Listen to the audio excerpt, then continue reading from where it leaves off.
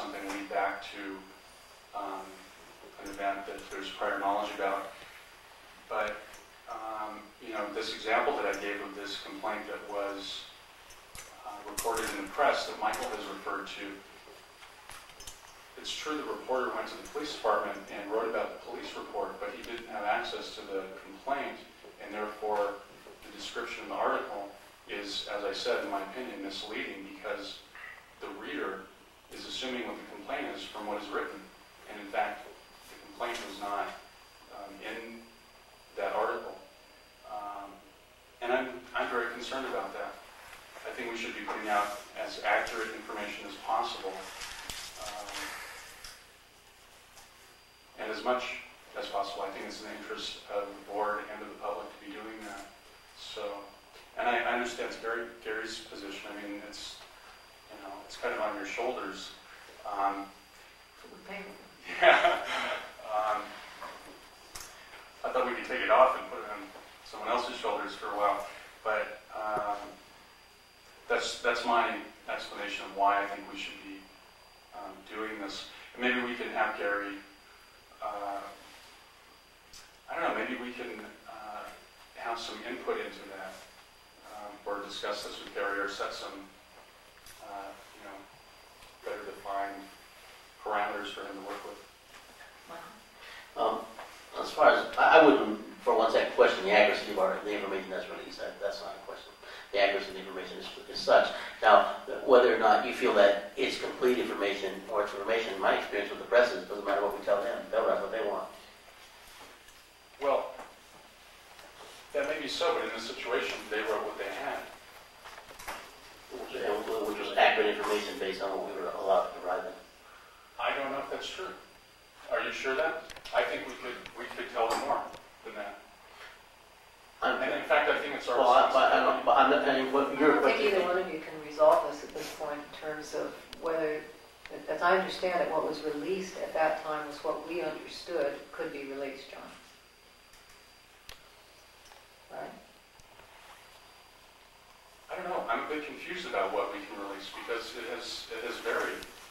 Well, it has always varied on the side of releasing more and more and more. Right? I think. Yes. I hope. Yes. I believe there are members of the audience, of the public, who would like to make comments on this too. Margaret? Yes. Margaret Marr. Thank you, Madam Chair, members of this commission. As a member of the public, I'd like to express my disappointment, deep disappointment, with the quality of the information that we're receiving. It is impossible to ascertain whether or not you folks are doing a good job or a bad job or an adequate job or an inadequate job because of the information that we're receiving. What we receive is a very, very brief summary of the category of the complaint and whether you decided to found it or not found it. We sometimes, but not always, receive information about the numerical vote. We sometimes, but not always, receive information about whether there are abstentions or not. We do not receive information about whether the grounds for those abstentions. We do not receive information about who voted which way. And most importantly, we have no information about why you decided what you decided. Yes, Margaret Marr. Thank you, Madam Chair, members of this commission. As a member of the public, I'd like to express my disappointment, deep disappointment, with the quality of the information that we're receiving. It is impossible to ascertain whether or not you folks are doing a good job or a bad job or an adequate job or an inadequate job because of the information that we're receiving.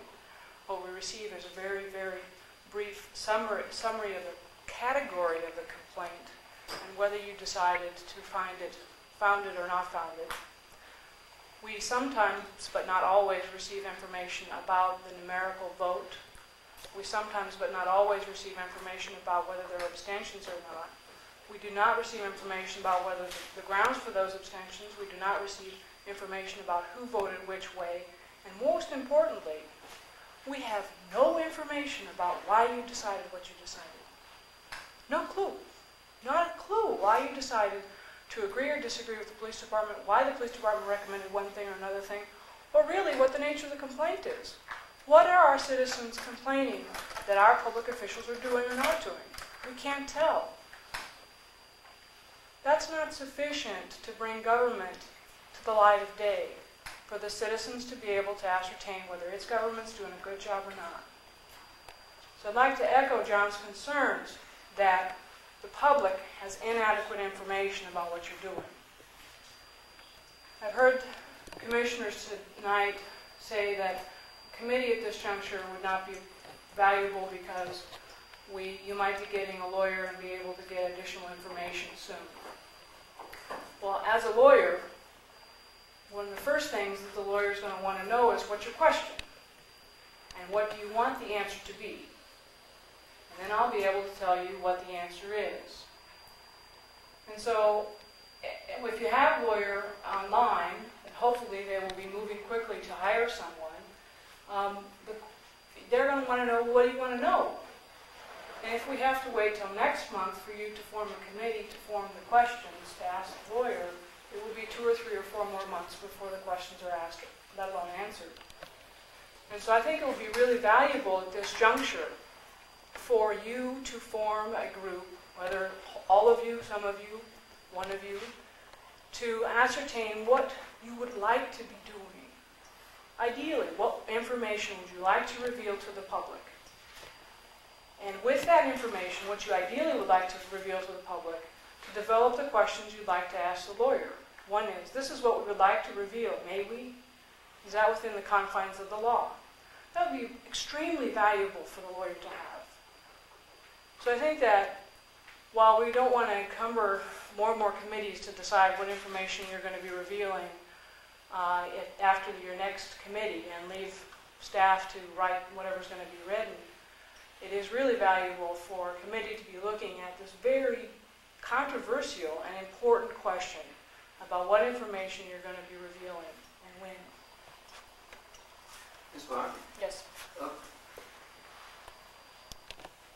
I don't really understand your point about who voted for what. Mm-hmm. Could you expand on that a little bit as to how that would be in the public's interest?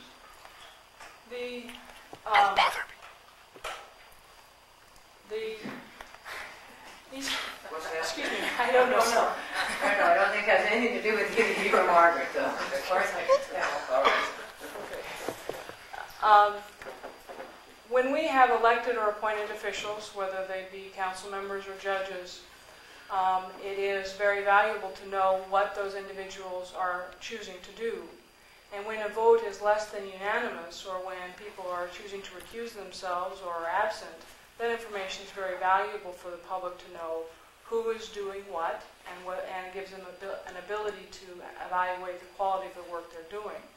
So the information, ideally, if we had the information that tells us the nature of the complaint, why the complaint was made, why it was resolved in one particular way or another way, one would be able to evaluate the quality of the performance of the various commissioners.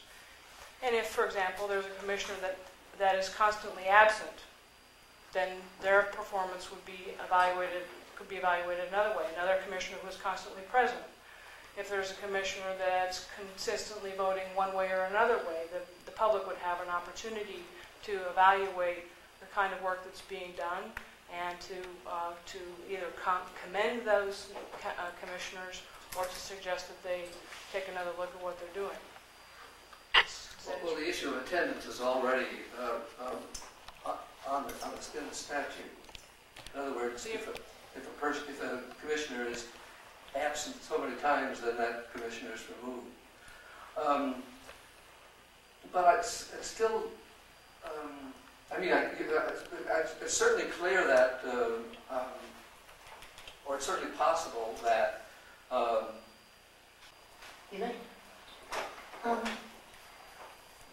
What I'd like to do is make a. It's obvious everyone on the board wants to find out where our parameters are, so we can serve the community and also make sure that we don't violate anyone's rights, including police officers.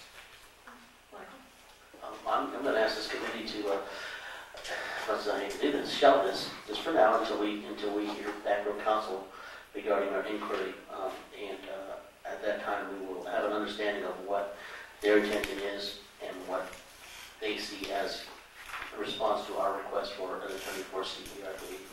And at that time, we would have it. They may say that they want to hire an attorney and do an overview with us and just have a seminar of some sort and an attorney available to answer questions. And at that time, we will know if that's the case, then we can, not as committee, but as the board, create the criteria that's necessary for us to go on and continue business. So I'm asking that we shelve this until the time as we hear back from the commission, from the council. Is that a motion? I'll make a motion. It's a motion to table this issue for later discussion. Second. We have a motion and a second to table it for later discussion after we hear back from the council on the issue of an independent attorney. I have to call it independent attorney instead of council because it gets too confusing for me. Is there discussion on the motion? All those, well, yes, those. Just one point, that this would not in the meantime keep us, we can still go forward with our staff with regarding to, looking further into the question. This is just to table the idea of the committee. Table the idea of the committee. Okay. Any further discussion? I think it would be important to have a committee right now to work with staff at least to try and put out more information, as Elaine put it, to put out fuller descriptions of complaints and put out more facts and explain better the basis of our findings. And I think we can do that right now. We can form a committee now to do that. And we can also collect more information and also ask the City Council for answers to questions. But I think we can try and put out more information, run it by the City Attorney and see at which points we are stopped and experiment with that. Or as Phyllis is saying, we could try to do this when we're discussing cases. We could try to do this when we're discussing cases in our closed meetings, when we're reviewing cases. Have that kind of discussion about more, fuller information that we would like to try to release. In fact, we have on occasion done that. I mean, and we've had cases where we feel that question does come up.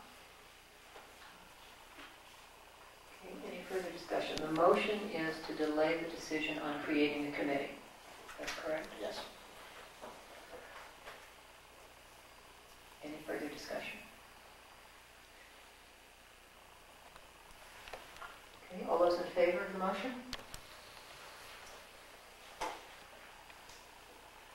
All those opposed? Motion carries. That's the decision on the committee. However, there was discussion that in terms of the things that Margaret brought up that have to do with our decision-making process, such as the who's in attendance at each time a decision is made, what the numerical votes are, who abstained. Those, it seems to me, those are the easy ones, and I'd like to deal with those now because I think that is stuff that we can release. I think Margaret's suggestion was that that essentially on each vote that the